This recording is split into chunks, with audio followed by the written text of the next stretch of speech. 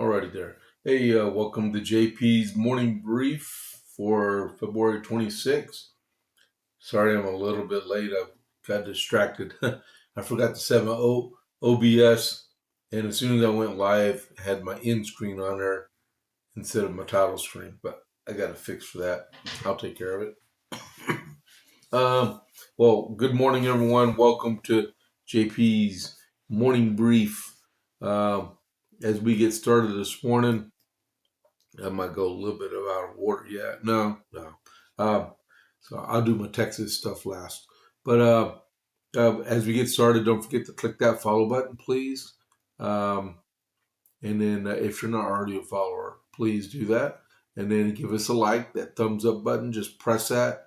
And then, give me a chat. Jump right on in there. The water's warm. It's not deep. Um, Come on in and have some fun. I got an emote that's Texas flag that we put on there a few days ago. But yeah, so come on in, have some fun with us. All right. So we always start with America 250. So what's going on is a set of general orders that came out that was written up today. Password is New York. Go figure, right? Countersign is Lee. Oh, that sucks. Why would you do that? The General Lee went to New York. Okay. Wow, just use that in a sentence. Okay, cool. That's how they teach you to do it in the Army. Like, just don't give the password or the call sign. Use it in a sentence so the enemy doesn't know if they're that close, you're in trouble anyway. But that's another story. The commanding officers of the regiments are immediately to order that all axes, pickaxes, spades, shovels, and other entrenching tools now in their possession to be forthwith sent to the quartermaster general store in Cambridge. Now, the part about this I wanted to read y'all. Okay, y'all laugh at this one. All officers, non-commissioned officers, and soldiers are positively forbid. Let me start over. All officers, non-commissioned officers, and soldiers are positively forbid playing at cards and other games of chance. At this time of public distress, men may find enough to do in the service of their God and their country without abandoning themselves to vice and immorality. All right? So no more playing poker. All right? So you have to get a kick out of that one. If you that came from General Washington. I'm sorry. All right. Um, I'm not one to gamble, but that was I can't believe a general order had to be issued for that. There must have been some privates out there making a lot of money playing dice or something. Uh, if you thought that was funny, hey, give me an American flag in the chat. That was actually pretty cool. Alrighty, so um, the, the Dalmatian guys, we talk about them just for a second. If you're hungry, I know it's breakfast time if you're watching me live. But this is for lunch and dinner. Uh, Smash burgers and hot dogs in Copper's Cove, fresh and homemade, ready to eat. The armadillo burgers, awesome. But they're located on the west side of Copper's Cove, behind Bushes. And if you want to go there for lunch, they're open for lunch on Mondays through Saturdays, 11 to 2. And for supper, they're open Tuesday through Saturday, 5:30 to 7 unless they're sold out. All right? Give them a try. Now, meanwhile, back at the ranch. All right. So this came out yesterday evening. This infuriates me. All right. Uh, I can't stand when Democrats lie through their teeth, which they do almost every single day. But it just keeps going. President Autopen added again back in 2022. The FBI subpoenaed Cash Patel and Susie Wiles' phone records in 2022 and 2023, when they were both private citizens and as a part of the federal probe into then former President Donald Trump, Fox News has confirmed. Um, at least 10 FBI employees were also fired Wednesday. Yes, man. Fox News was told names were not given due to privacy reasons, with the FBI's Agent Association later criticizing the firings. Who cares?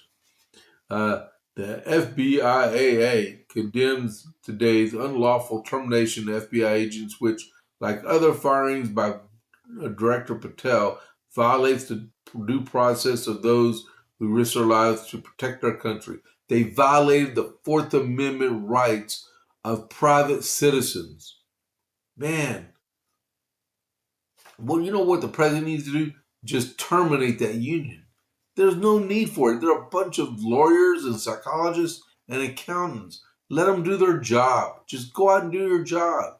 Man, these actions, what are they going to do? Go on strike because they make $150,000 a year now? These actions weaken the Bureau by stripping away. Yeah. Routers first disclosed the subpoenas, which were issued during the Biden administration, while Special Counsel Jack Smith was investigating Trump's effort to overturn the 2020 election and his handling of classified documents in Mar-a-Lago. Well, technically, they were unclassified. A federal judge later dismissed the election interference case after Smith moved to drop it following Trump's re-election, citing a Justice Department policy against prosecuting a sitting president.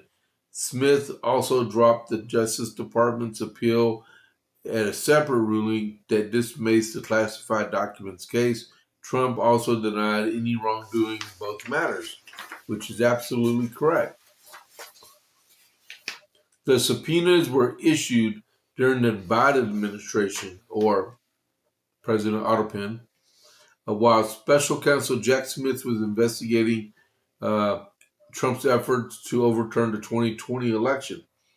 In a statement to Fox News, Patel called the move to seize the phone records outrageous and deeply alarming.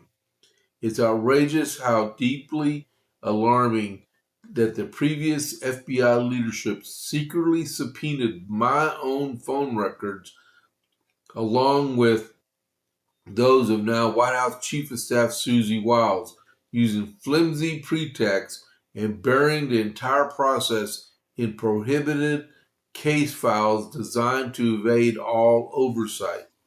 The FBI has found the phone records in files labeled prohibited. Okay. Patel also said he recently ended the FBI's ability to categorize files as prohibited. Thank you, Mr. Director. Fox News learned from two FBI officials that in 2023, FBI agents recorded a phone call. Whoa. Fox News also learned from two FBI officials that in 2023, FBI agents recorded an actual phone call between Wiles and her attorney. According to those officials, Wiles' attorney was aware of the call was being recorded and consented, but Wiles was not informed. Smith testified last year that records of members' calls helped investigators verify a timeline of events surrounding the January 6th Capitol riot. He said prosecutors followed legal requirements in getting all those records and told the House panel the records obtained from lawmakers did not include the contents of the conversation. Okay, my question is back to the one about Susie Wiles being recorded. Well, according to this, they only recorded phone records. How is this they recorded a phone call between Susie Wiles and her attorney. The Fourth Amendment was there for a purpose. That when you don't do secret and prohibited files on people that are being investigated, unless you're trying to hide something.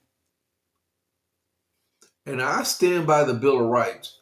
If it hurts your investigation that you have to go out and get a search warrant, you know what?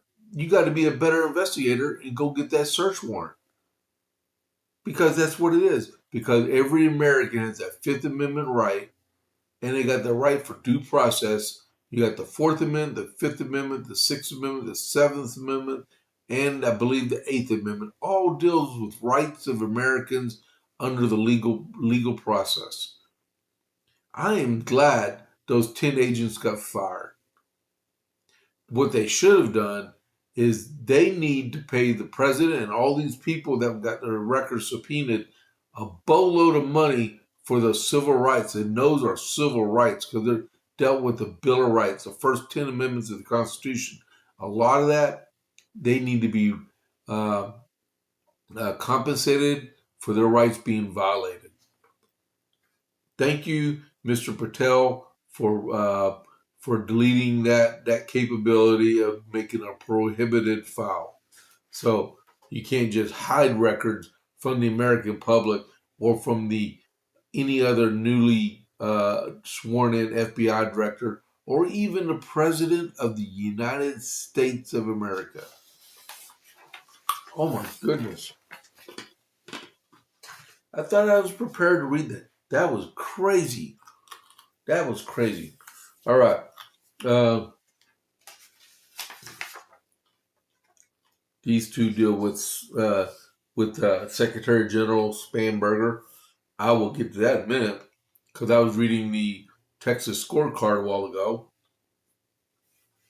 Some polls just got released from the University of Texas concerning several races in Texas. Our primary is March 3rd, which is next Tuesday.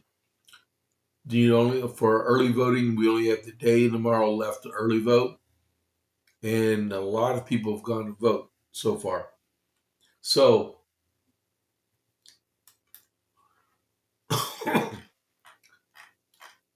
this is new University of Texas poll shows tight AG race, close Senate race. With the early voting already underway ahead of Tuesday's primary election, a new University of Texas Politics Project poll suggested several Republican contests may be tightening in the final days before voters head to the polls. A survey conducted between February 2nd and February 16th, which the day is the 26th. So that poll was last finished 10 days ago. So anything could happen in that amount of time. But in the Texas Attorney General's race, the spread on this in the margin of error is plus or minus 5.73%. So they how many people? They surveyed 292 people. All right. So in the Texas Attorney General's race, it's Chip Roy, Mays Middleton, Joan Huffman, Aaron Rice, and someone else. All right. So that means the undecided could be decided here too. So first place right now is Chip Roy with 40%, and Mays Middleton 38%, and then Joan Huffman 9%, and Aaron Rice at 5%. I voted for Aaron Rice. I have no idea why he is so close to the bottom. Maybe it's because of name recognition. It could be. But yeah, Chip Roy is at 40 and Mays Middleton at 38. So it looks like if there's going to be a runoff, it's going to be between them two. But still vote. It's primary vote for the person you want to, right? And let's solidify the deal, right? if it came down to Roy and Middleton in May runoff, uh, I would have to go with Chip Roy. I don't know if y'all like that or not. If you're watching or listening to me, uh, MAGA Mays Middleton, uh, he's been spending millions of dollars of his oil money for this race. And I may not like Chip Roy altogether, but he jumped in with both feet and ran a race. All right. Uh, and then the next race is U.S. Senate Republican ticket. All right. So right now, with margin of error is 5.24, they survey 350 people. Ken Paxton is first with 36. John Cornyn is second with 34%. And Wesley Hunt is at third place at 26%. And a unknown someone else person is only at 2%. So that's still a very, very tight race. And first, like I said, first place is Paxton and Cornyn and Hunt, 36, 24, 26. And then he should not have even ran against him. But in the Republican nomination fight for governor, Greg Abbott, 91%. 91%. I don't know if he gets extra credit, but 91%. And Doc Chambers got 5%. That's in this poll. And undecided is at 2%. Margin of error is 5.16. They surveyed 360 people on that one. And then for Lieutenant Governor Dan Patrick, who I just saw last Saturday at our Lincoln Reagan dinner, Dan Patrick is at 87% of the nomination battle. And Timothy Mabry is at 3%. And I've heard both of them speak. I was not impressed with Mr. Mabry. Uh, yeah, I have questions about his candidacy, but Dan Patrick is in first place. Both the governor and lieutenant governor are going to cruise to victory when it comes to the nomination. And then on the Democrat side, Representative Hinosa, she is at 76%, and I don't know who the other people are. The one that everyone's asking about, and then I'll go back to the rest of the morning brief. Um, Jasmine Crockett and James Tellerico Senate battle. Okay, those are the ones that are going to go up against Paxton or Cornyn or Hunt, right? Right now, Jasmine Crockett is polling at 56%, and Tellerico is at 44%, with the margin of error of 5.1%. All right, it doesn't matter because whoever wins that one's going to get beat by one of three in the Senate race, right? So, wow. I'll go back over this later on. And then what do we got? It's 6:49. So, just so you know, early voting is still going on through tomorrow. Through tomorrow, the 27th. Primary day is the Tuesday, the 3rd of March. And if there's a runoff, which we saw, there's a few races that are going to go into runoff. That will be the 26th of May. That would be, let me put that over here. So since early vote's almost over, we got the primary March 3rd. Early voting for the runoff is going to be May 18th to the 22nd. And then the runoff is May 26th. Now, if you notice, that runoff is only 1 week for early vote. And then in the primary election, it's 2 weeks. That's by design, okay? Because it's a runoff. It's only between two people. People should already know who they're going to vote for on that. All right? All right. So let's go back over here.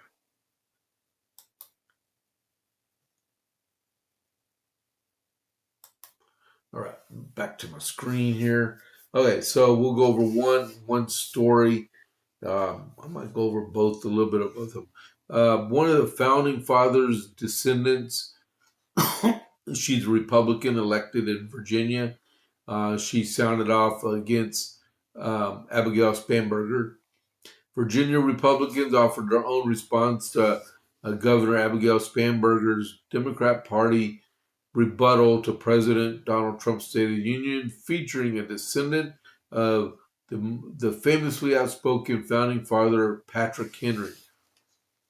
Delegate Ann Farrow Tata, Republican Virginia Beach, is a direct descendant of Governor Patrick Henry's sister Elizabeth.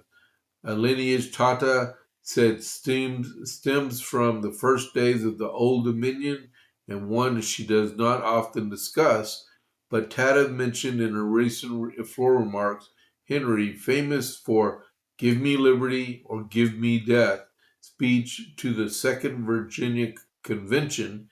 And if you've been following me on America 250, they just finished the Fourth Virginia Convention. All right.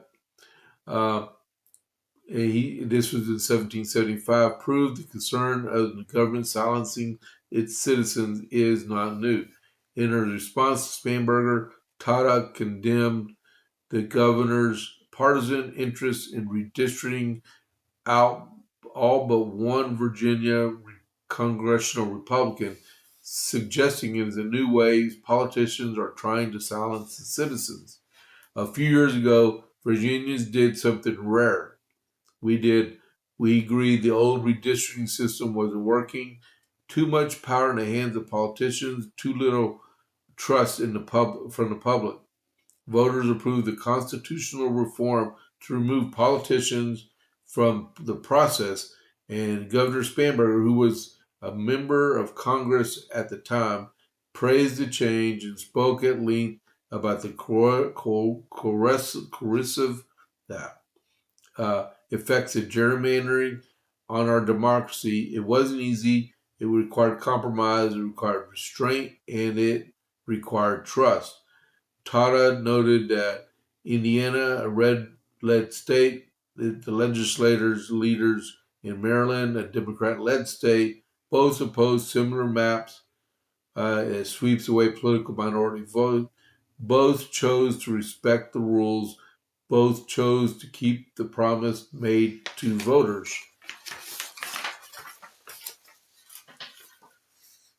Here in Virginia, our governor and her allies faced the same test, and they chose power instead. She's right. It isn't about maps. It isn't about party. It's about whether reform means something when it costs you. Teta said when leaders like Spanberger abandoned voter-approved reform, they prove why voters do not trust the political system. Virginians deserve leaders who keep their word, especially when it's hard. That is the standard, and it should apply to all of us. In prior remarks, the State House chambers, Tata said Henry warned against a government that grows too strong and too indifferent to the natural rights of its citizens, rights bestowed by God. And that warning remains as poignant as ever. Every voter deserves an equal vote in this government, regardless of zip code. She's exactly right. I mean, who are we fooling, right?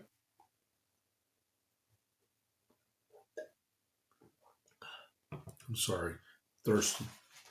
Um, and Spanberger didn't reply.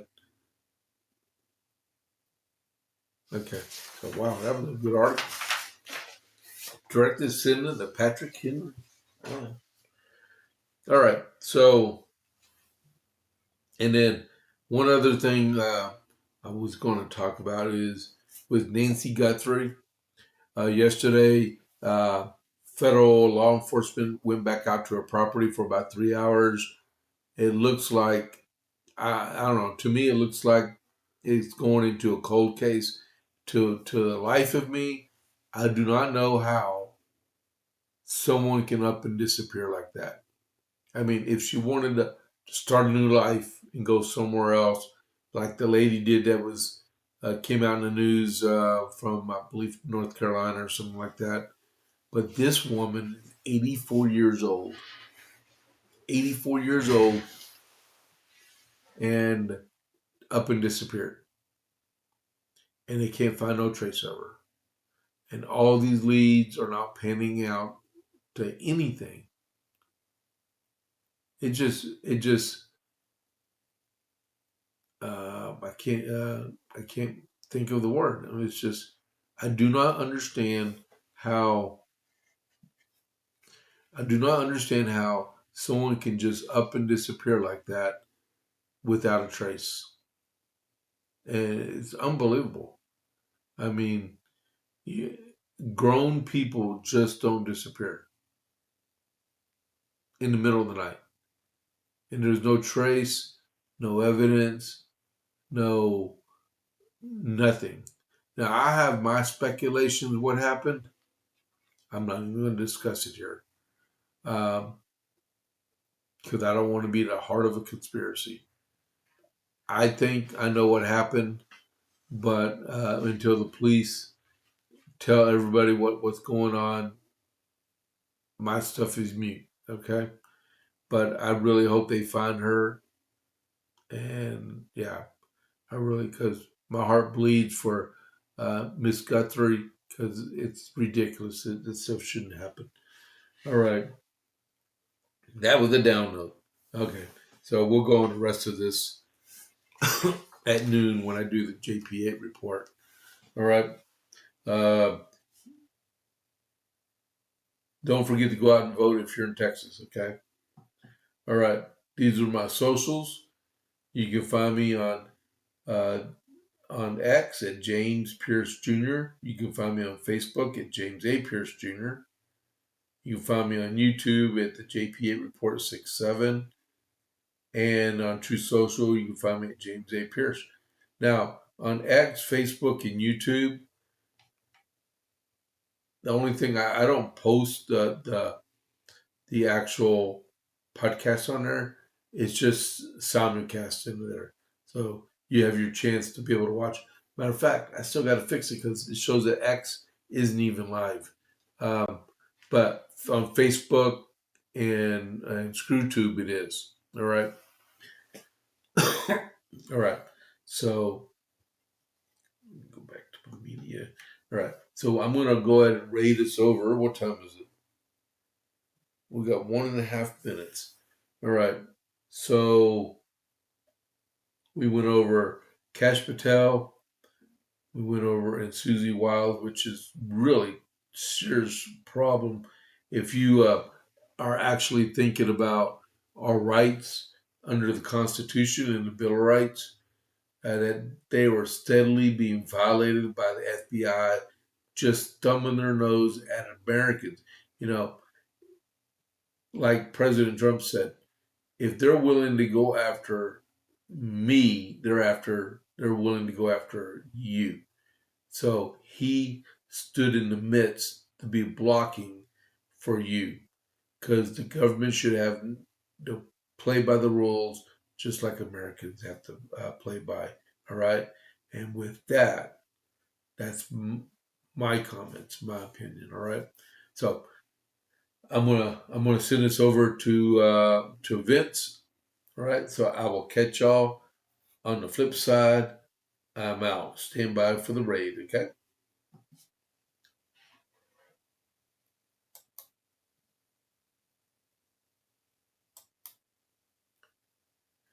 All right, the raid has been initiated. You got 9 seconds.